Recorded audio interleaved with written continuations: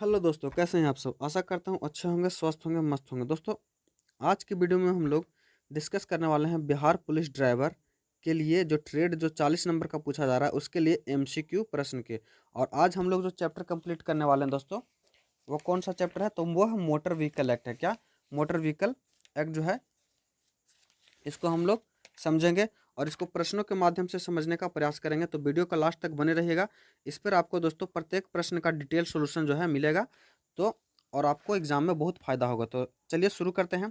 पहला प्रश्न है हमारा, मोटर वाहन अधिनियम 1988 किस अधिनियम को हटाकर लागू किया गया था?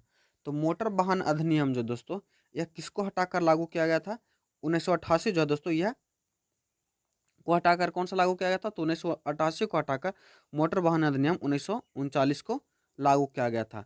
1939 जो दोस्तों स्वतंत्रता के बाद भारत में लागू हुआ था। इसे आधुनिक आवश्यकताओं की पूर्ति जो है वो नहीं हो पा रही थी, इसीलिए 1988 में जो अधिनियम था उसको अधिक व्यापक रूप पर और आधुनिक प्रावधानों के साथ तैयार करके शामिल किया गया था। तो ऑप्शन नंबर सी जो हमारा बिल्कुल सही हो जाएगा। नेक्स्ट प्रश्न है, मोटर वाहन अधिनियम 2019 का मुख्य उद्देश्य क्या है? तो मोटर वाहन अधिनियम 2019 का जो मुख्य उद्देश्य है दोस्तों वो क्या है?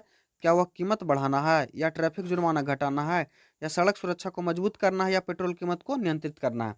तो हमारा मोटर वाहन अधिनियम 2019 का जो मुख्य उद्देश्य है वह क्या है? तो वह जो दोस्तों सड़क सुरक्षा को मजबूत करना। ऑप्शन नंबर सी हमारा बिल्कुल सही हो जाएगा। बात कर ले सड़क संशोधन जो सुरक्षा को मजबूत करने वाला अधिनियम है, यानी मोटर वाहन अधिनियम 2019, इसको जो दोस्तों इस संशोधन में जुर्माना दर में भी वृद्धि की गई थी और ई गवर्नेंस और डिजिटल डॉक्यूमेंट को भी वैधता दी गई थी। और इस पर जो दोस्तों सड़क दुर्घटना पर कमी लाने पर विशेष बल दिया गया था। तो ऑप्शन नंबर सी जो हमारा बिल्कुल सही हो जाएगा। नेक्स्ट प्रश्न है, किस धारा के अंतर्गत थर्ड पार्टी बीमा अनिवार्य है? तो थर्ड पार्टी बीमा जो दोस्तों यह सभी वाहनों के लिए अनिवार्य है और यह जो बीमा कराया जाता है वह धारा 146 के अंतर्गत कराया जाता है। किसके अंतर्गत? धारा 146 के अंतर्गत। ऑप्शन नंबर सी जो हमारा वह सही है।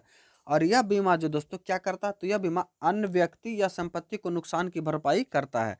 और बिना बीमा के जो अगर आप वाहन को चलाते हैं तो यह एक कैसा अपराध है? तो यह एक दंडनीय अपराध है। क्या दंडनीय अपराध है? इसको भी आप ध्यान में रखिएगा। नेक्स्ट प्रश्न है, बिना ड्राइविंग लाइसेंस के वाहन, माफ कीजिएगा यहाँ वाहन होगा, चलाने पर क्या जुर्माना है 2019 के संशोधन के अनुसार? तो बिना ड्राइविंग लाइसेंस के अगर आप वाहन चलाते हैं तो आपको दोस्तों 5,000 रुपया, कितना? 5,000 रुपये का जुर्माना जो दोस्तों दिया जाएगा। लेकिन अगर आपसे पूछ ले 5,000 से पहले कितना था, तो 5,000 से पहले जो दोस्तों 500 रुपया था। कितना था? 500 रुपये। उसे संशोधित कर 5,000 रुपया कर दिया गया है। ऑप्शन नंबर सी जो हमारा वह सही हो जाएगा। 1,000 जुर्माना जो दोस्तों ये कहाँ कहाँ लिया जाता है?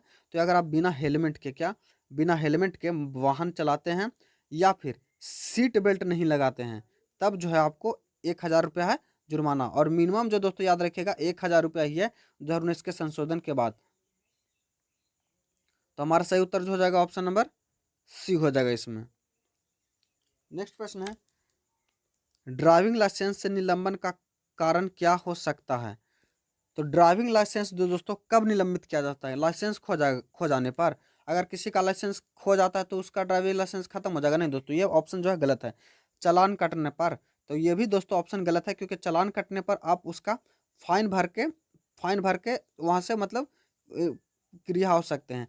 लेकिन आपका ड्राइविंग लाइसेंस जो दोस्तों निलंबित नहीं हो सकता है ओवर स्पीड या शराब पीकर गाड़ी चलाने पर। हाँ दोस्तों, ऑप्शन नंबर सी जो हमारा वह सही हो जाएगा। अगर आप ओवर स्पीडिंग करते हैं या शराब पीकर गाड़ी चलाते हैं तो आपका मोटर वाहन अधिनियम में गंभीर उल्लंघनों पर डीएल यानी ड्राइविंग लाइसेंस को निलंबित किया जा सकता है। अब पहली बार अगर आप शराब पीकर गाड़ी चलाते हैं तो 6 माह की सजा, कितनी?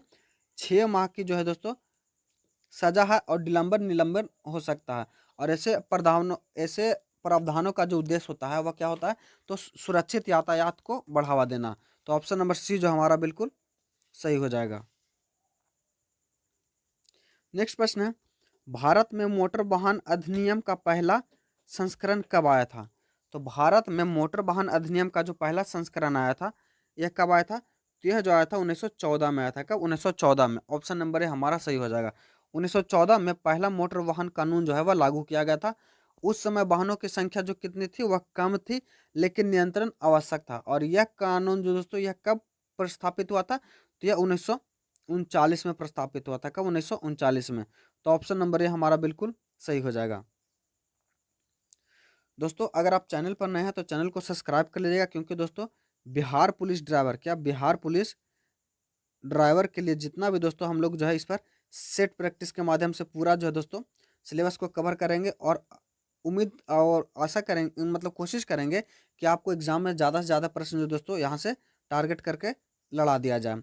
तो चैनल पर नए हैं तो चैनल को सब्सक्राइब जरूर कीजिएगा, और अगर आप इसका PDF प्राप्त करना चाहते हैं दोस्तों तो हमारे टेलीग्राम चैनल पर लिंक दिया हुआ है डिस्क्रिप्शन में, उस पर जाकर जुड़ सकते हैं, जहाँ पे आपको इसका PDF में मिल जाएगा। और हाँ दोस्तों, अगर आप चाहते हैं कि एक फुल लेंथ टेस्ट भी है इस चैनल पर करवाया जाए, तो आप लोग कमेंट के माध्यम से जरूर बताएं, उस पर भी हम लोग चर्चा करेंगे।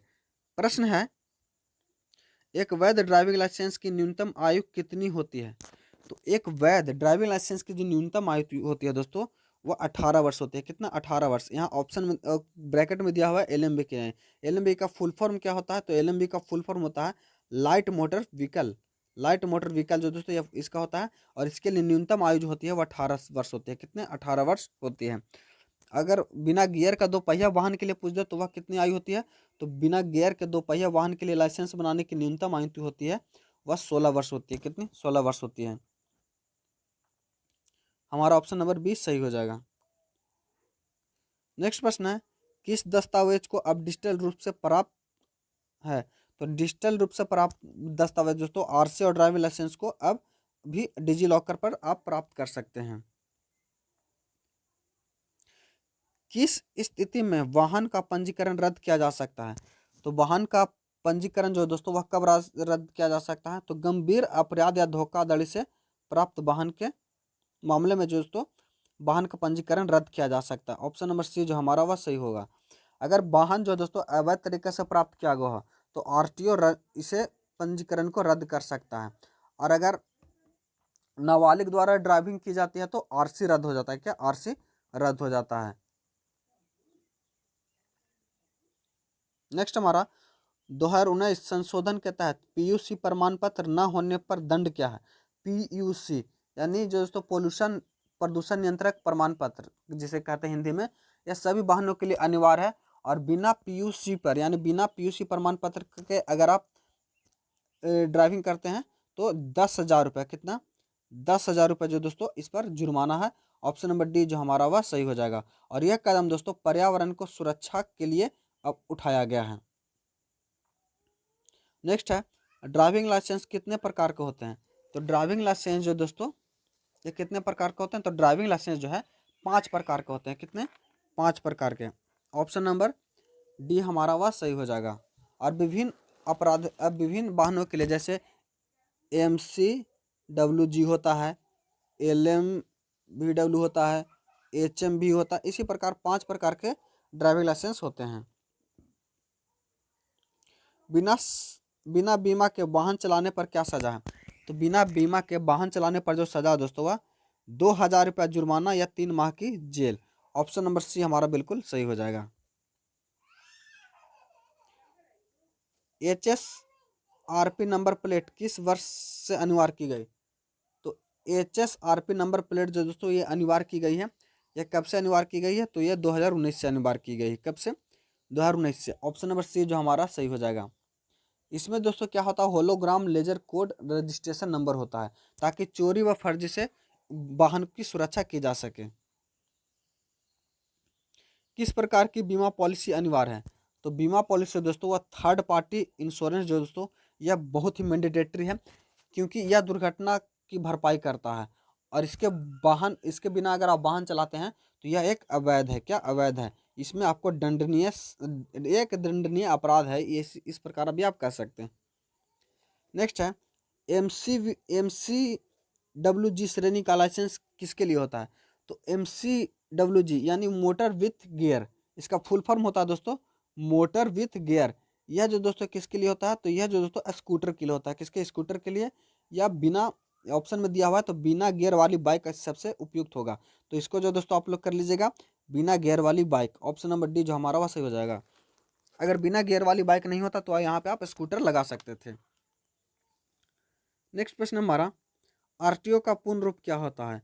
तो आरटीओ का पूर्ण रूप जो दोस्तों होता है वह रीजनल ट्रांसपोर्ट ऑफिस, यानी ऑप्शन नंबर बी जो हमारा वो सही हो जाएगा। और आरटीओ का काम क्या है दोस्तों? तो यह हर एक जिले में या क्षेत्र में होता है। यह दोस्तों डीएल टेस्ट भी आरटीओ द्वारा लिया जाता है। और ये दोस्तों वाहन का पंजीकरण, लाइसेंस और टैक्स संबंधी कार्य करता है।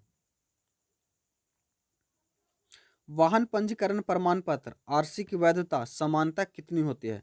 तो वाहन पंजीकरण प्रमाण पत्र यानी आरसी की जो वैधता होती है दोस्तों, ये लगभग 15 वर्ष होती है। कितनी? 15 वर्ष होती है। ऑप्शन नंबर सी हमारा सही हो जाएगा। और इसे दोस्तों कितने वर्ष के बाद रिन्यूअल यानी नवीनीकरण कराना होता है? तो प्रत्येक 5 वर्ष के बाद जो दोस्तों इसे रिन्यूअल कराना होता है। और वाणिज्यिक वाहनों में यह अवधि कम होती है, यानी कॉमर्शियल में यह कम होती है, लेकिन ये दोस्तों निजी वाहन में यह 15 वर्ष होती है। नेक्स्ट प्रश्न है, वाहन का अस्थायी पंजीकरण कितने दिनों के लिए मान्य होता है? तो वाहन का अस्थायी पंजीकरण जो दोस्तों यह कितने दिनों के लिए मान्य होता है? तो यह जो दोस्तों 7 दिनों के लिए मान्य होता है। कितने दिनों के लिए? 7 दिनों के लिए। ऑप्शन नंबर बी जो हमारा वह सही हो जाएगा। डीलरों द्वारा जारी किया जाता है ताकि यह जो दोस्तों आरटीओ तक पहुंच सके। विशेष मामलों में इसे बढ़ाया जा सकता है। इसके बाद अस्थायी पंजीकरण आवश्यक होता है जो आपका आरटीओ करता है। लाइसेंस रद्द कब किया जाता है? तो लाइसेंस रद्द जो दोस्तों कब किया जाता है? तो जब गंभीर अपराध या धोखाधड़ी पर के मामले में लाइसेंस रद्द किया जाता है। वाहन फिटनेस प्रमाण पत्र किसके लिए आवश्यक होता है? तो वाहन फिटनेस प्रमाण पत्र दोस्तों यह वाणिज्यिक वाहनों के लिए ही बहुत महत्वपूर्ण होता है। ऑप्शन नंबर सी जो हमारा वह सही हो जाएगा। नेक्स्ट प्रश्न है, अंतर्राष्ट्रीय ड्राइविंग परमिट यानी आईडीपी की वैधता कितनी होती है? तो आईडीपी की जो वैधता होती है वह 1 वर्ष होती है। कितनी? 1 वर्ष होती है। ऑप्शन नंबर ए हमारा सही हो जाएगा, ऑप्शन नंबर बी हमारा सही हो जाएगा। और ये दोस्तों इसे जो है दोस्तों इसे UN convention on road trafficking 1968 के अंतर्गत जारी होता है। गुड समर्थन प्रावधान किसके लिए है?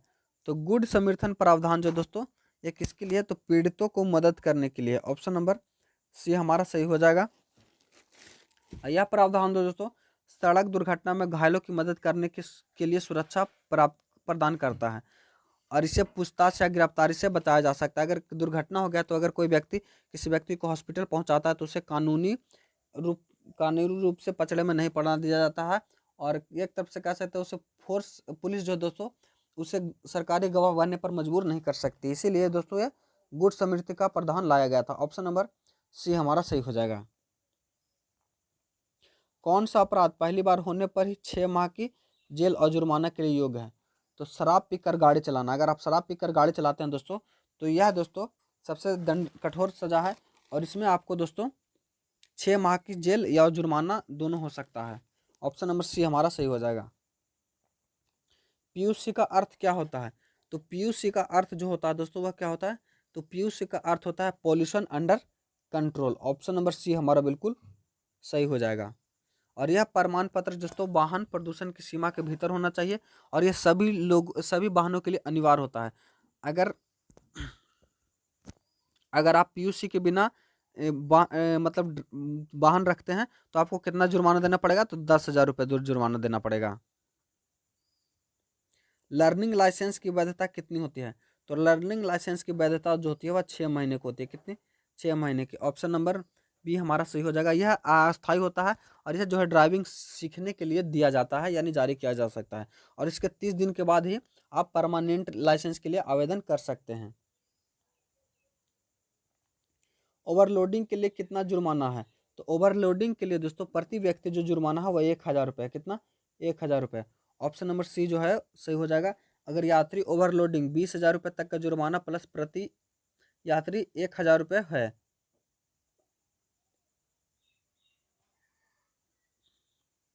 नेक्स्ट हमारा, मोबाइल पर बात करते हुए ड्राइविंग करने पर क्या दंड है? तो मोबाइल पर बात करते हो ड्राइविंग करने पर जो दंड है दोस्तों वो 5,000 रुपये। कितना? 5,000 रुपये। नेक्स्ट हमारा नाबालिग द्वारा वाहन चलाने पर क्या दंड है? तो नाबालिग द्वारा वाहन चलाने पर जो दंड है दोस्तों वो 25,000 रुपये। कितना? 25,000 रुपये। ऑप्शन नंबर सी जो हमारा वह सही हो जाएगा। और इसमें आरसी रद्द हो सकता है एवं 3 साल की सजा भी हो सकती है। और नाबालिग को 25 साल तक, कितना तक? 25 साल तक लाइसेंस भी नहीं बनेगा। नेक्स्ट हमारा गाड़ी चलाते समय सीट बेल्ट न पहनने पर क्या दंड है? तो गाड़ी चलाते समय सीट बेल्ट न पहनने पर जो दंड है दोस्तों वह कितना है? तो 1,000 रुपये। कितना? 1,000 रुपये। और इसमें दोस्तों आपको 1,000 रुपये का जुर्माना और 3 महीने तक डीएल सस्पेंड भी हो सकता है। नेक्स्ट है लाइसेंस के बिना वाहन चलाने पर कौन सी सजा दी जा सकती है? तो अगर आप लाइसेंस के बिना वाहन चलाते हैं तो आपको सजा दोस्तों 5,000 रुपये मिलेगा। कितना? 5,000 रुपये का जुर्माना किया जाएगा। और यह कब किस संशोधन में किया गया है? तो यह 2019 के संशोधन में किया गया है। नेक्स्ट हमारा किसी भी दस्तावेज को डिजिटल वैधता को मान्यता किस वर्ष दी गई? तो डिजिटल वैधता जो मान्यता दी गई दोस्तों ये 2019 में ही दिया गया है। और यह भी 2019 के संशोधन के बाद ही दिया गया है। सड़क सुरक्षा नीति का उद्देश्य क्या है? तो सड़क सुरक्षा नीति का उद्देश्य जो दोस्तों वह क्या है? तो दुर्घटना को रोकना है। ऑप्शन नंबर सी हमारा बिल्कुल सही हो जाएगा। वाहन का पंजीकरण की प्राधिकरण द्वारा किया जाता है। तो वाहन का पंजीकरण जो दोस्तों यह किसके द्वारा किया जाता है? तो यह दोस्तों आरटीओ के द्वारा किया जाता है, यानी रीजनल ट्रांसपोर्ट ऑफिस के द्वारा किया जाता है। ऑप्शन नंबर सी हमारा सही हो जाएगा। नेक्स्ट है कौन सा वाहन लाइसेंस एमसीडब्ल्यूजी में आता है? तो यह जो होता है दोस्तों कौन सा लाइसेंस आता है? तो जो हमारा आता है स्कूटर वाला। क्या? स्कूटर वाला। ऑप्शन नंबर सी जो हमारा वह सही हो जाएगा, यानी मोटरसाइकिल विदाउट गियर। नेक्स्ट हमारा नवीनीकरण के बिना पंजीकरण की वैधता कितने वर्षों के बाद समाप्त होती है? तो नवीनीकरण के बिना पंजीकरण की वैधता जो समाप्त होती है दोस्तों वो 15 वर्षों के बाद होती है। कितने? 15 वर्षों के बाद। वाहन पंजीकरण के समय कौन सा दस्तावेज आवश्यक नहीं है? तो वाहन पंजीकरण के समय दोस्तों ऑप्शन के अनुसार देखेंगे तो हमारा पीयूसी पॉल्यूशन अंडर कंट्रोल जो दोस्तों वह आवश्यक नहीं है। बाकी इनवॉइस, पैन कार्ड, इंश्योरेंस ये सब जो दोस्तों अनिवार्य है। एचएमवी का पूर्ण रूप क्या होता है? तो एचएमवी का पूर्ण रूप होता है दोस्तों वो हैवी मोटर व्हीकल। क्या? Heavy motor vehicle. Option number A हमारा बिल्कुल सही हो जाएगा। वाहन के स्वामित्व स्थानांतरण की सूचना कितने दिनों में देनी होती है?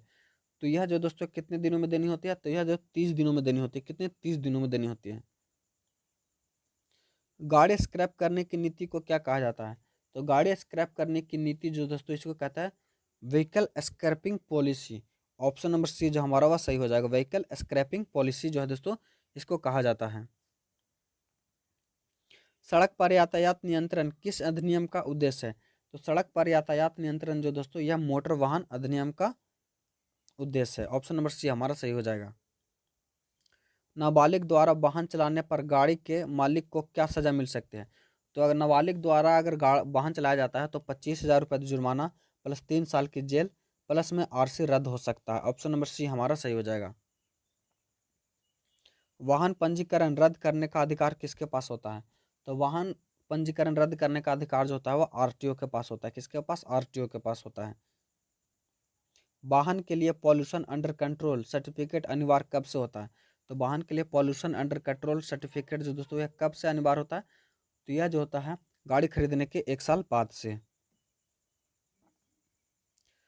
ड्राइविंग लाइसेंस के लिए डिजिटल फॉर्म की मान्यता कौन से ऐप के माध्यम से है? तो ड्राइविंग लाइसेंस के लिए डिजिटल फॉर्म की मान्यता जो दोस्तों ये किस ऐप से है? तो ये डिजी लॉकर या एम परिवहन के माध्यम से है। ट्रैफिक सिग्नल तोड़ने पर क्या दंड है? तो ट्रैफिक सिग्नल तोड़ने पर जो दंड है दोस्तों वो 5,000 रुपये है। कितना? 5,000 रुपये जुर्माना है। मोटर वाहन अधिनियम 2019 का उद्देश्य क्या है? तो मोटर वाहन अधिनियम 2019 का उद्देश्य जो दोस्तों सड़क सुरक्षा बढ़ाना और पारदर्शिता लाना। ऑप्शन नंबर सी हमारा सही हो जाएगा। बिना हेलमेट के 2 पहियों चलाने पर क्या दंड है? तो बिना हेलमेट के 2 पहियों चलाने पर 1,000 रुपये का फाइन है दोस्तों। मोटर व्हीकल इंस्पेक्टर का मुख्य कार्य क्या होता है? तो मोटर व्हीकल इंस्पेक्टर का जो मुख्य कार्य होता है वह वाहन निरीक्षक और फिटनेस जांच करना। ऑप्शन नंबर सी हमारा सही हो जाएगा।